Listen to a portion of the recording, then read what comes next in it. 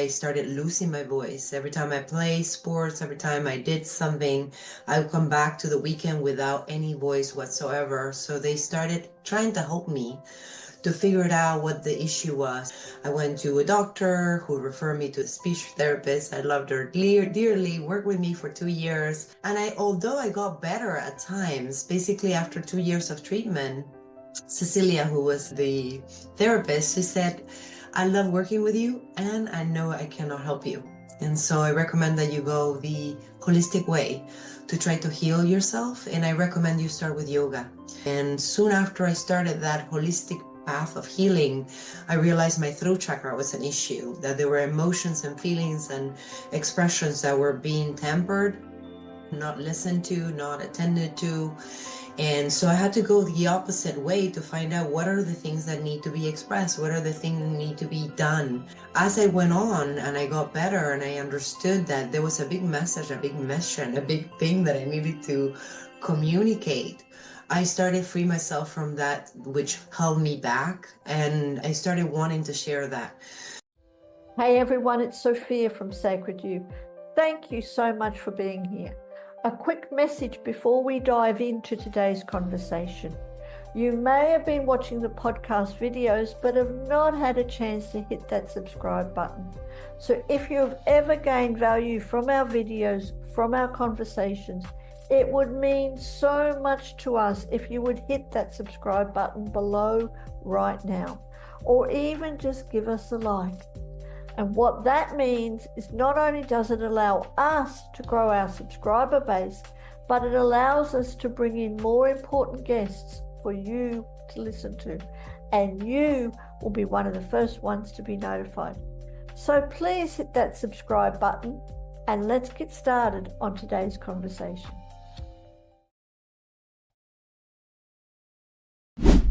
Welcome to the Pathways to Wellbeing podcast. Of course, my name is Sophia Soul from Sacred You, but with me today we have the beautiful Natalia, who's here to talk about radical accountability and so much more. So welcome, Natalia. Thank you so much, Sophia, for having me. It's been a long-awaited time to meet with you, and I'm honored to be here, and I appreciate your invitation.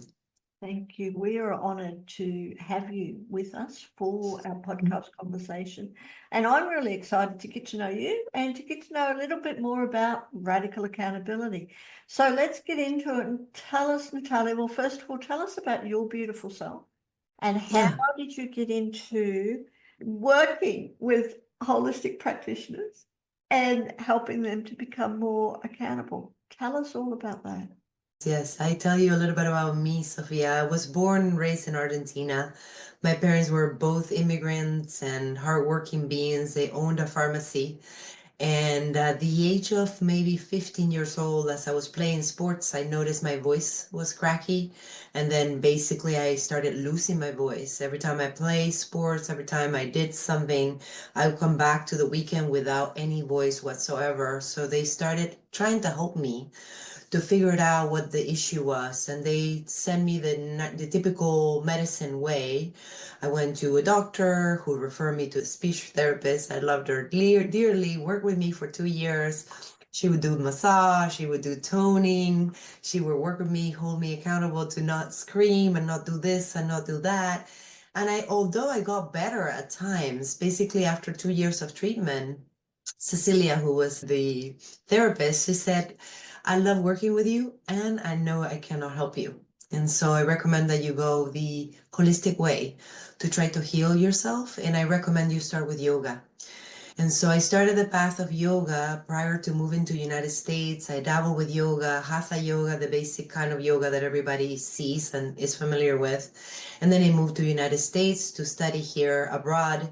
And that process was relegated. But I came across in my travels and working in hotels, came across a very beautiful friend of mine nowadays who introduced me to holistic healing. And it was through You Can Heal Your Life, the book, Louise Hay book. I'm sure you're familiar. That was my first encounter with holistic healing in trying to heal myself. And although I did yoga for a little bit, there was a hiatus in between the efforts of trying to heal myself until I encountered my friend Gira, who introduced me to the world of holistic healing. So it was basically an effort to and trying to find a pathway to heal myself. And soon after I started that holistic path of healing, I realized my throat chakra was an issue, that there were emotions and feelings and expressions that were being tempered, not listened to, not attended to. And so I had to go the opposite way to find out what are the things that need to be expressed, what are the things that need to be done. And it was quite a bit of a long journey to get to where I am today and where I became certified as a yoga instructor, hands-on healer, a Reiki master. I started with golden healing in the last few years. I did a hypnotherapy course. I'm a certified hypnotherapist from actually Australia, believe it or not. And I became a neuro-linguistic program practitioner, holistic life coach, and a holistic well-being coach in an effort to find what was the root of that particular personal thing that I had. As I went on and I got better and I understood that there was a big message, a big mission, a big thing that I needed to communicate, I started free myself from that which held me back, and I started wanting to share that. So I became a personal trainer for 20 years. I worked with people in the gym. And then I became a dance instructor. I worked in Washington, D.C., really close to the White House, in a dance studio. I worked every night of the week and I taught dance lessons for adults. And it was salsa and Argentine tango, all the Latin dances. And I found that movement was a great way for me and for people to generally transmute energies that can be stagnant or need healing or need to be let go. And one thing led to the other one. And after COVID hit, I found myself, after losing 44 pounds, which is about, I don't know, maybe 30 kilograms or I don't know, a little bit less. I actually started helping women during the pandemic to get to be accountable with the nutrition, with the exercise. When we're faced with so much uncertainty, we can't go to the gym, we can't really do all the things that we do. I found a lot of people were overwhelmed, gaining weight, the anxiety was kicking in. So I started with that. And one thing led once again to the other one things in my personal life, my training. I started doing holistic healing and holistic life coaching. And in the last few months, it wasn't more than the last 3, 4 months, I realized there's a big need in the market for holistic healing. And also, there's a big need for holistic healers to learn how to promote themselves in a way that is at ease, that is not forceful, that is not pushing, manipulating, or anything like that. Because I think a lot of us heart center practitioners, we don't like any of that. We don't like being visible. We don't like promoting ourselves. We don't like selling. And so I found that through my own journey, I learned how to serve, and because of that natural exchange of value, create the opportunity for people to invest on themselves and have something at stake so that they can get value in their life. And that natural exchange of energy, basically, which money is, became more natural, less force, and less uncomfortable for both the practitioner and the ideal client who might be needing help, but they don't want to be sold. They don't want to be pushed, manipulated. It's more about providing a value, making a difference, and there is always a natural exchange that is required for energetic exchange that is required for that to be a fair exchange. So money comes in the equation as a function of that exchange, basically. Yeah, that's basically my journey up until now. Thank you for sharing that. It's a very interesting journey, like really interesting. We need to go into it even more, but that's another conversation. But I totally agree with you, Natalia, especially holistic practitioners. A lot of people we love in general, they love to serve. We love to serve. We're here to serve. That's our passion. But doing all the business stuff, the promotion and being, financial is a totally different concept. Yeah. Probably know there's a lot of people in the spiritual realm that, Mhm. don't know or have issues with how much to charge, because Yeah. it's Yeah. like that doesn't quite equate, but yet it's actually very good because, as you said, it's a financial exchange. It's an energy. But I'd love to Yeah. ask you, you're talking about radical accountability. What does that actually mean, and how has it transformed your whole journey? Yeah, I find that many times if we were left to our own device, we're going to avoid certain things that are uncomfortable, that cause us to stretch and to be visible in a way that we're also needing to let go of any scarcity mentality and allow that abundance in. Wouldn't you agree that it's time for a paradigm change to happen in the spiritual community? That all these beautiful healers and heart center practitioners could receive as much as they give, because I call it the red cape syndrome. We put it on, we think we're invincible, we can change everybody's life, but many times we leave ourselves behind in finances is a struggle. We love serving, but if you have to go get a job to pay for your bills, it takes you away from the opportunity to make that difference that you're put in the world to make. And so I like to go through and reframe that thought is what we do is valuable. We spend years studying, money invested in all the training, on all the things that we do to better ourselves so we can make a bigger impact. Why is it that we have such a limitation we're receiving? So the radical accountability comes along with doing the things that are uncomfortable for us and having somebody hold our hand, tap us in the shoulder and say, you're okay, you won't die, you will survive. If you take that flower out of your profile and you show your face, if you do a live and you share your beautiful spirit and inspire people of all the things that you can share, that is uncomfortable initially, but is what is that's our mission. That's what we're meant to do.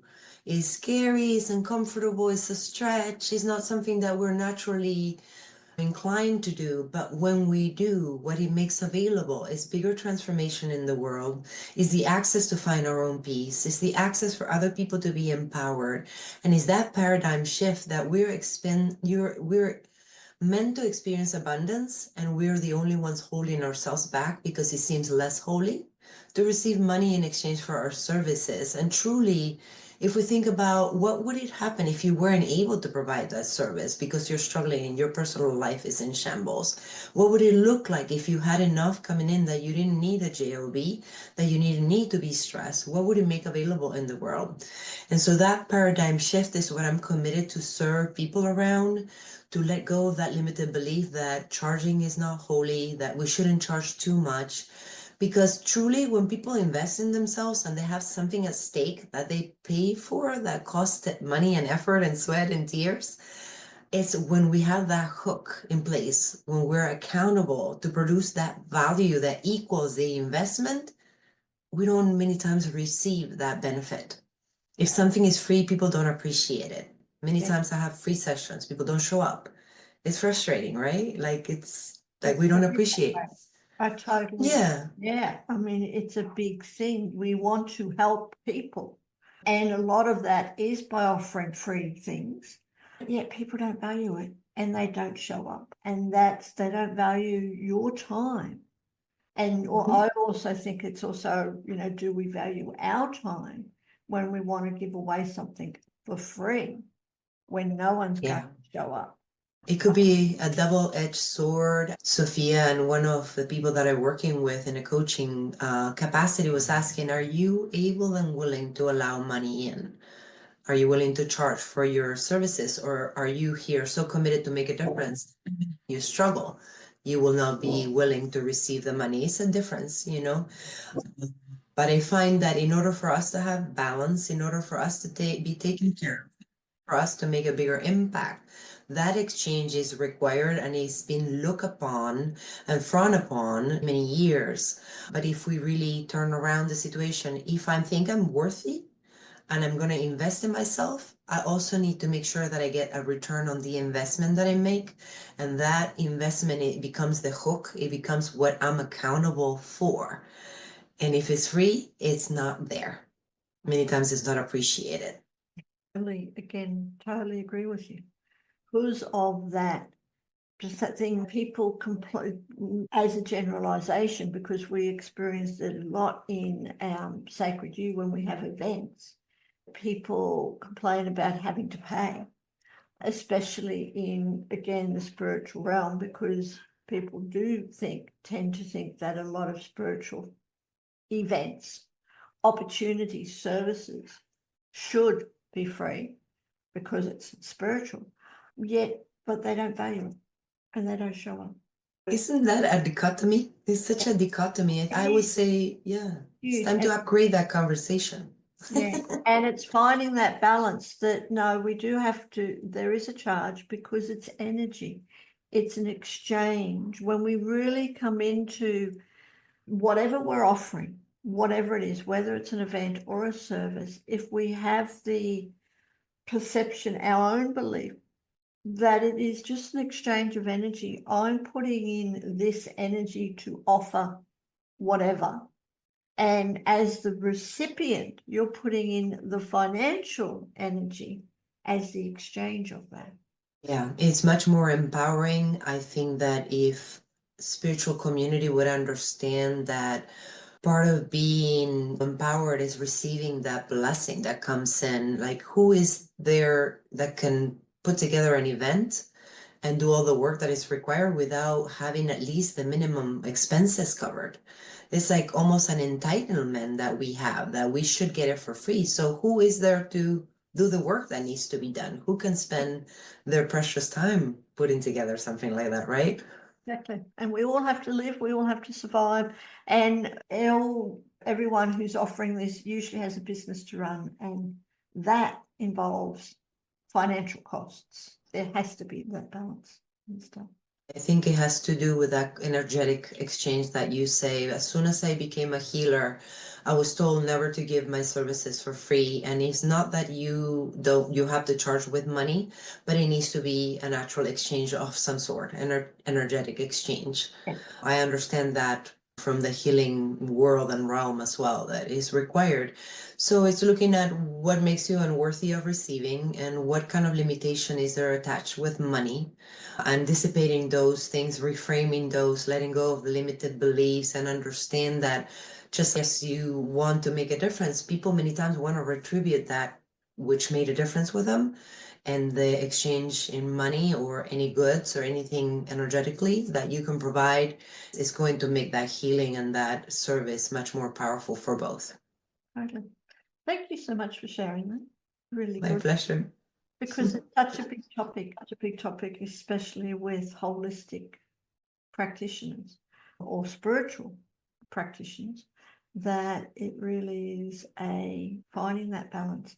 And I think that would be very much aligning with your inner wisdom too, and trusting that voice. And I'd love to know, Natalia, if you can share any experiences, either from your own journey or any clients' journeys, if you can share them, any breakthrough moments that you've had or someone that you know has had, when they really align with that inner wisdom, when you've aligned with the inner wisdom. Have you had any moments that you would like to share? Yeah, I have a 6-month program that was inspired after my mom's passing, and it's called Ignite Your Life. And basically, the concept of this is to increase the energetic vibrations and increase the joy that we live in our life.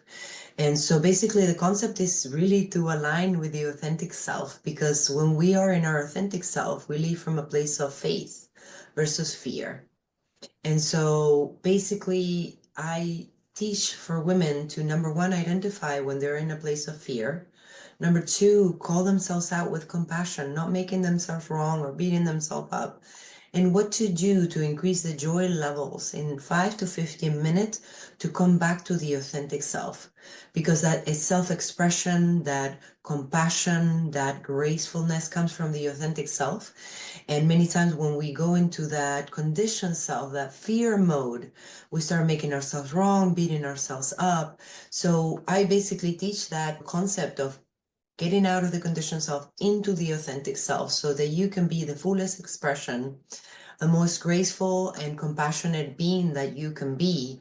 And it's a process that is ongoing. It's never going to be one and done. We have to understand what are the tendencies of the things that trigger us. For me, enoughness is something that triggers me. There's not enough time, there's not enough money, there's not enough. So some people, it would be uncertainty that triggers them. For some people, it will be something else. So understanding the tendencies of the things that trigger us, because that's what keeps us in the vicious cycle. So personally, I find that in the last 4 months, I had to reframe the whole concept of sales because I worked for companies in sales for many years. It's not particularly something that I enjoyed.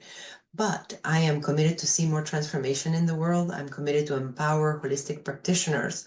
And because I worked filling up rooms of 300 people for personal growth and development courses, and I was so successful at doing that, I also want to help other people understand if you're focused on making a difference and you're focused on being your most authentic self, that exchange would empower the other person and it would just have that energetic exchange take place. It's just that many times we focus on the money and we feel limited beliefs come up, we feel awkward, we feel selfish, we feel like we're manipulating and we're focusing on the wrong thing. Many people become coaches to make a bigger impact, and then they're so caught up with the money and the charging and the worthiness and doing it for free or not. Really, if we want to make a difference, that exchange is required. So you need to charge, even if it's a little bit. As you make bigger impacts and you solve the bigger problems for people, then the value of your service will be more. So naturally, you have to increase your prices. But even if it's small amount, starting with making a small difference, charging a little bit, and then increasing your impact with people and the work that you do, then it will be worth more money. So I had to reframe my view of sales because it's something I did for corporate America. And when I had to do it for myself, it was very uncomfortable. I was always taught to be humble. My parents own a pharmacy. They served the whole community. Of course, they charged for the medication, but they did way beyond and above anything that was expected for them because they really wanted to make that difference. So we don't have to die in the attempt to make a difference. We have to take care of ourselves. We need to be having that balance. And I find a lot of holistic practitioners and spiritual coaches, mentors, are doing a job during the day to pay the bills, and they do this part-time as a hobby on the side because they haven't found that they could charge for that and make a living with it and make a bigger impact. And it's so true. And yes, there's a lot of people that still work as such, but yet they're not passionate about their work because they really want to be this. So I'd love to know, Natalia, you've mentioned limiting beliefs, and a lot of the limiting beliefs are around money, but there's also lots of other things, worthiness, for example. But what advice would you give to someone, to a woman who, really wants to become a practitioner in whatever way? What advice would you give them to when they're really struggling with those limiting beliefs and it's affecting their success? Yeah, so basically it's the self-care. It's the biggest thing. When we become this red cape syndrome takes over and we become the heroine and we want to save the world, we many times abandon ourselves in the process and we don't have a balance in place. So self-care is one of the most important things that I always recommend. Developing your own spiritual practice. Your day should start with meditation and mindfulness for you to be balanced and centered and in your most authentic self. Because when you give from that place for overdrive and burning out and going above and beyond, abandoning yourself, there's a lack of balance that makes you less impactful in being able to make a difference with other people. And the last but not least is really getting to the core of what that limited belief is. Using that mindfulness practice to notice what is the story underneath that limited belief. I know my dad was raised in the time of war. So my dad always say, eat all the food on the table. We couldn't waste food. And that caused me to be overweight because I couldn't waste food. So I had to relearn that I don't have to eat all the food that's in my table. Maybe I have to eat less, and that's okay. My mom was also raised in extreme poverty. So understanding that I can receive as I give is a process of generosity with ourselves.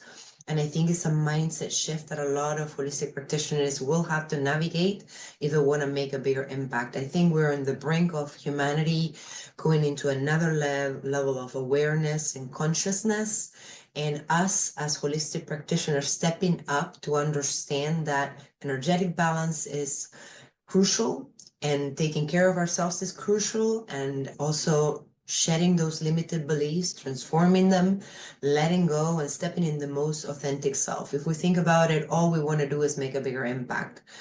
If charging or not charging is not giving you access to make a bigger impact, it's time to really dissipate that conversation. And if you charge a little bit, let it be a little bit and be okay with it. But charging is required for that energetic balance to happen. And many times it's also the reason why holistic practitioners struggle. And so I would say those three really are self-care, increasing joy, and having a spiritual practice, and start really getting to the root of the limiting beliefs. I have a 4-week course that I go through with people that work with me that help you understand, why are you an under earner? What limiting beliefs did you inherit from ancestors? What is ruling your life that you don't see is ruling your life because you've been saying that all the time? And transforming those is a process. It takes time, it takes healing, it takes courage, it takes consistency, it takes accountability, because a lot of us want to run away from it and act like it's not there. And humanity is struggling, is hurting, and we have a lot of gifts to share with the world, and we are all committed to that transformation. And world peace starts within, and to the extent that we can find it for ourselves, we can share with generosity when we're struggling, when we're in conflict, when we are not able to make the impact that we want to make. It's going to continue to perpetuate that. So if we want to shift the paradigm, we need to allow that energetic exchange. We need to start trusting ourselves, step into our authentic self, and take care of ourselves like we mean it, so that we can make a bigger impact without suffering and being burned out in the process. Thank you. Thank you so much for sharing it. You're speaking my language, and it's very true. I see it a lot. Within Sacred You, within Sacred You, we have an empowered entrepreneurs tribe that I happen to be the host of, and I see it all the time. Especially about the limiting beliefs of self-worth and putting ourselves first.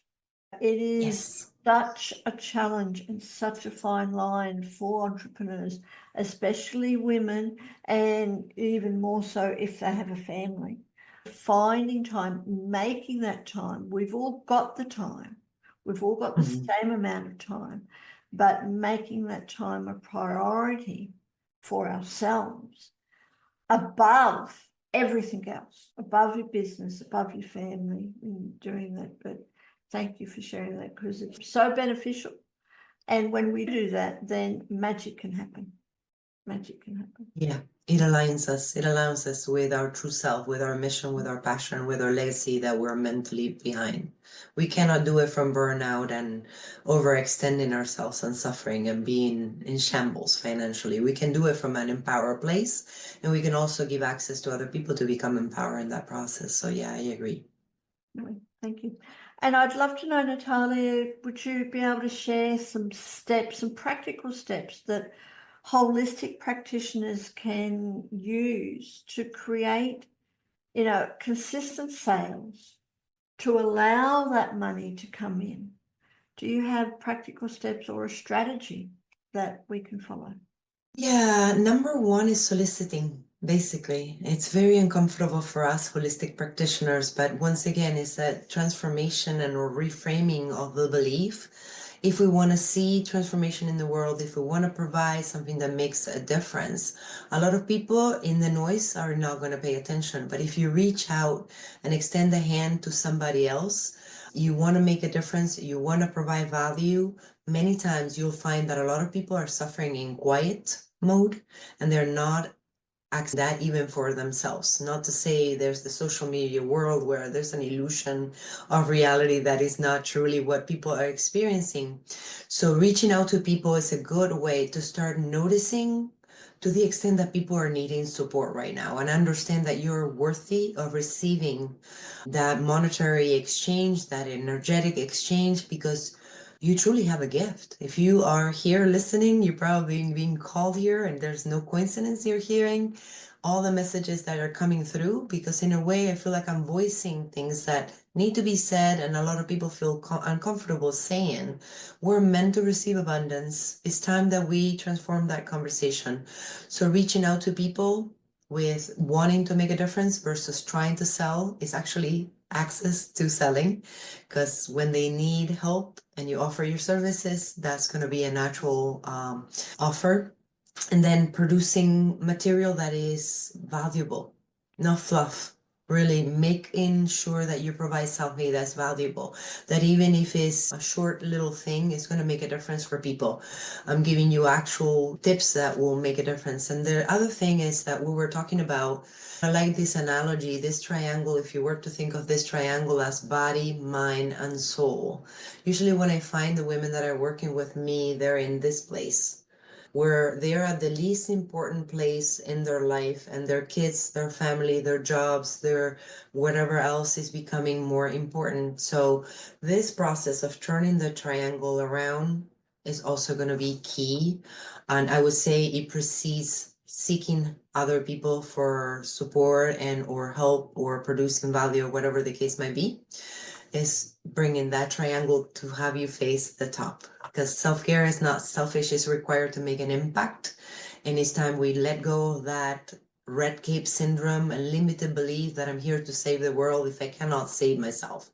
Yeah, so coming from a place of joy and self-care and balance, then all the other actions will be much more impactful. But we need to reach out to touch people's lives. We cannot promote and market ourselves and leave it without touching people, without reaching out to people. So it might be uncomfortable, but it's something that needs to be done. Touching people's lives takes communication, dialogue, being exposed and visible. So it's a stretch, but that's what is my recommendation, to go through the process of eliminating, transforming the limited beliefs. So you get more comfortable showing up, providing value for people, reaching out to people, offering services, programs, or whatever is your gift, so that you can take care of your responsibilities, make an impact, and also empower other people to be inspired and do the same thing that you've done. It's very important that we do that as female practitioners right now. There's a paradigm shift that is going on right now. It's like the phoenix rising,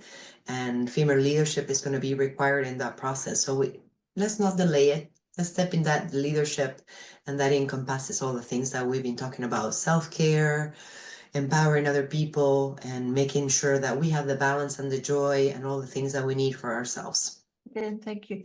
Can I just take a moment, Natalia, just to really honor you? Really honor you, because there are so many, thousands, millions of women in the world who really want to make a difference to the world, but yet they don't know how, and they're struggling. And then it takes women like you to come along and to just guide them in the right direction. I just found my mission, Sophie, and I'm totally owning it for the first time in my life, and stepping into 2025 knowing that I'm in the right place at the right time, and there's countless souls that are seeking this kind of help. That's why I'm here sharing it. It's time to share, it's time to talk and dialogue with people and empower each other as women that we are, and stop the competition, the comparison, the lack of belief and worthiness that many of us are riddled with. So yeah, it's an honor to be here. I appreciate it. Not a problem. And tell us, how do you balance everything? You're a coach, you're a healer, which I'd really love to get into the different healing modalities that you offer. And you facilitate lots of programs and your courses and stuff. But how do you balance all that and stay connected to your own personal wellness? Really use my calendar. This week is being focused on putting my wellness in place, not just the mindfulness, but the physical movement. And I just put it on my calendar, and I tell people to hold me accountable. My husband is a personal trainer. Many times we get together and work out together. And that is important. It's a key part. When I start feeling overwhelmed and burned out, I always go to fix that first. It took me years to figure it out. Our heart wants to help, but if we don't help ourselves, we can't help anybody. So for me, that's a key component, and I put it in my calendar and I make the time. I wake up and do mindfulness. I do breath work on a regular basis. I do movement, some sort of movement. I try to do every day, walking in my neighborhood, yoga, weightlifting, whatever it is. And I keep myself afloat that way, because if I don't have that, I start crumbling. I get sad, I get depressed, I get overwhelmed, confused. And now I learned that if that is not in place, that's the first place to go to fix that. Yeah, it is, and our physiology makes such a big thing if we're, especially like you said, movement. If we're not moving, because again, a lot of entrepreneurs are sitting in front of computers, and I'm too busy. I don't have time to whatever. And it just makes us so depressed, as you said, or even just we get overwhelmed with everything a lot more easy if we don't get out there and move. Energy is meant to be moved, and that's also part of the healing. If we're stuck in place and we're thinking in our head, healing will never take place.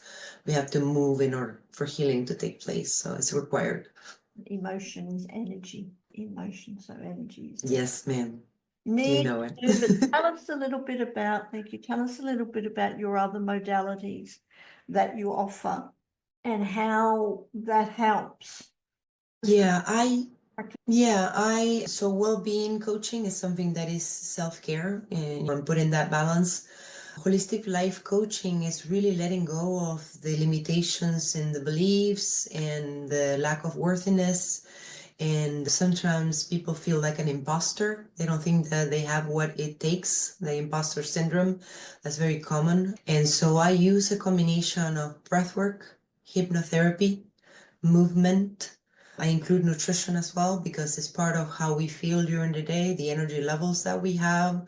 Energetically, we feel better when we eat and exercise and when we're taking care of ourselves. So all those are coming together. I also use breath work for those conversations that take place that might make us uncomfortable to regulate their nervous system. Because when I'm sitting down to connect with people, it's natural to me. It becomes natural to me. I did that for 12 hours a day for a company for a salary, but for some people it's not. If you're a heart-centered, committed, compassionate person, it can be overwhelming. And so being able to take care of yourself and set some boundaries is going to be important. And breath work can put that little bit of a boundary in between where you're not so impacted and you're going over there to make the difference, but you don't take the grief with you. That you're centering your authentic self and you use the energetic, clearing, not your physical body to carry the grief or the sadness or the trauma that people are letting go. So I find that it's a combination of all the modalities including hypnotherapy to reprogram the subconscious mind, breath work to eliminate the limited beliefs, and also for regulation of the nervous system. And then the coaching to take care of yourself, to know that there's still things that we're transforming and shedding. We're just a step away or further along in the process. And so we are transforming and changing and tweaking our life as we do. So we use all the tools. And when I was trained as a coach, I knew that was required. There's healing that takes place in our life. And as we heal and transform, there's bigger impact that we have available. And things open up. The response of the world and the universe is very beautiful when we start aligning with what we're meant to do. And so it's a combination of all the healing modalities, and golden light healing is the last one that I've been dabbling with, and really understanding that to the extent that you create balance in your body, that you move the energy, you let go of the density, and you do that self-care that's going to be required, then you'll be in sense of flow, integrity, authenticity, and empowered. To the extent that you do all the other things that did not work, you're banging yourself against the wall and you're still stuck. It's time to change the ways around. And sometimes it takes accountability. That's why radical accountability is, because I did not do it alone. I had a lot of mentors, coaches, people that supported me, and healers. And that's why I think it's key to provide that sense of accountability for people, because it could be scary. And becoming consistent is also really important. It takes time. So if you start and then give up and start and then give up, transformation will not be available. It takes time and consistent effort. And so that's why I say accountability is going to be required for all these things to happen. Before we wrap up, Natalia, I'd love to know a couple of things. What would be one piece of wisdom or learning from your own journey that you would like to share for those who are really striving to find that balance in their lives? Yeah, acknowledging the fear. I think people think that fear is not there and they pretend to do things hiding that fear, which leaves us in a place of lack of integrity. We can't show up authentically when we're trying to pretend that. Many times it takes courage. So the fear is there. I remember when I packed everything to come to the United States, fear was there. And all it took is stepping into courage, knowing that was the right thing to do.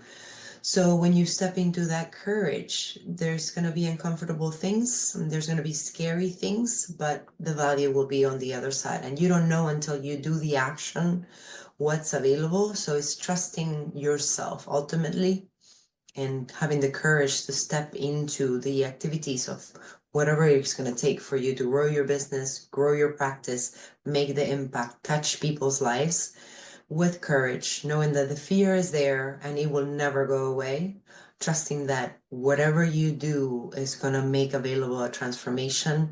And to the extent that you step into that courage, the bigger the transformation. So the bigger the courage, the bigger the transformation. Go take that leap of faith. Yeah, the net will always appear. Thank you so much, Natalia. Is there anything else that you would like to share, or is there any other questions that I could have asked you, and how would you have answered?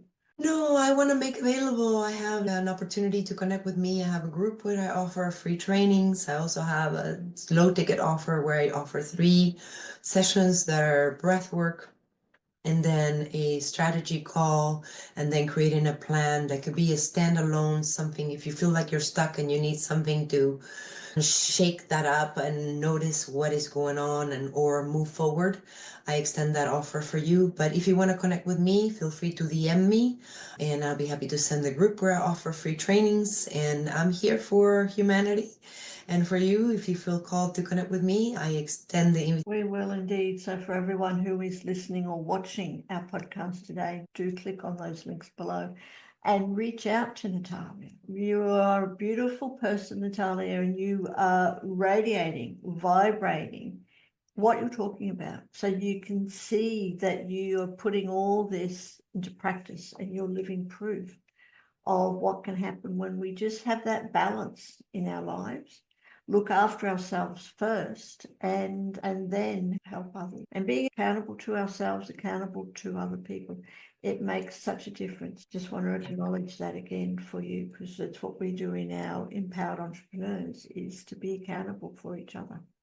We need to allow ourselves to be supported. Accountability is simply getting support, having somebody who pats you in the back and tells you, try again, don't give up. It's important what we do, and we cannot afford to be defeated. Humanity depends on us.